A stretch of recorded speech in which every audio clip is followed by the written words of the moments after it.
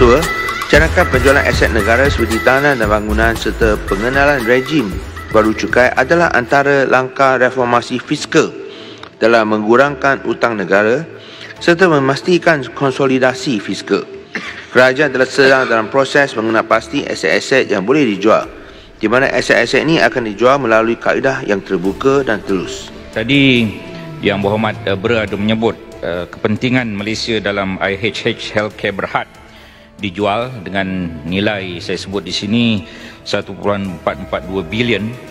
Tetapi saya juga ingin menyatakan di sini Yang Berhormat Bra, antara yang dijual juga ialah kepentingan tertentu dalam CIMB 635 juta, kemudian kepentingan khazanah dalam BDO Unibank 360 juta, dalam Infosys Limited 284 juta, dalam PT Chairon Pokpan Indonesia kepentingan khazanah dijual 222 juta, dalam Titan Industries Limited kepentingan khazanah dijual 212 juta. Kelihatan mereka ini menjual. Semua dijual. Senara yang saya baca itu ialah jawapan daripada Kementerian Kewangan. Soalan yang saya tanya, apakah yang dijual? Dan mereka menjawab begitu banyak sekali yang dijual. Ada 1, 2, 3, 4, 5, 6, 7, 8 kepentingan Malaysia, kepentingan khazanah telah dijual. Jadi kerajaan sekarang ini kerjanya menjual.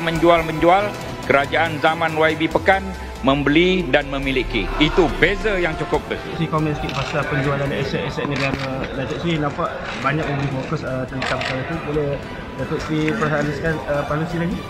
Ya, sebab penjualan aset ni adalah satu langkah jangka pendek yang amat merugikan negara. Tentu sekali merugikan generasi akan datang. Sejak 1 tahun 444 hari Pakatan Harapan menjadi kerajaan, mereka telah pun menambah hutang resmi baru 120 bilion. 120 bilion hutang baru kerajaan telah pun ditambah. Kita Barisan Nasional mengurus negara, mentadbir negara 62 tahun. Hutang resmi kita cuma 686 bilion. Tapi dia orang 1 tahun dah menambah tambahan hutang baru 120 bilion. Daripada 686 bilion hutang kita, hutang resmi, menjadi 800 bilion sekarang. Mengikut laporan resmi Bank Negara Malaysia, jumlah hutang kerajaan telah meningkat sebanyak 87.1 bilion kepada 773.1 bilion pada hari ini, berbanding 686 bilion pada akhir 2017. Ini yang berhormat angka resmi Bank Negara Malaysia. Dan setakat ini saya semak buku Bank Negara tak jumpa 1 trilion yang berhormat, ya. Memandangkan kerajaan PH masih membuat unjuran akan mengalami defisit belanjawan tahun-tahun hingga tahun 2022, boleh tak yang berhormat bayangkan andaian hutang negara pada tahun-tahun mendatang, apakah agaknya jumlah penambahan yang akan berlaku? 4 bilion. Kita 686 bahagi 61 tahun kita merintah, 11 bilion purata setahun. Mereka setahun 5 bulan 124 bilion. Ini gila tahap gaban. Pada suku 3 tahun yang lalu, 2017, mencatatkan pertumbuhan tertinggi sejak tahun sebelum itu, iaitu kira-kira 6.2%. Pada tahun ini, unjuran yang dibuat oleh Bank Dunia pada April 2018 diturunkan kepada 5.4%. Ini hakikat. Oleh yang demikian, kita harus melihat bahawa apa yang sedang berlaku sekarang ini, termasuklah unjuran oleh Morgan and Stanley yang menyatakan bahawa ringgit akan berada pada paras RM4.10 bagi setiap dolar pada hujung tahun ini, amat membimbangkan.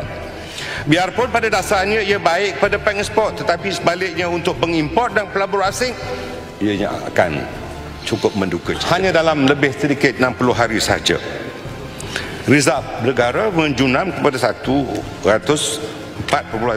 bilion USD, iaitu merosot kira-kira 4.7 bilion dolar Amerika. Kami memohon kerajaan menjelaskan kenapa ini berlaku.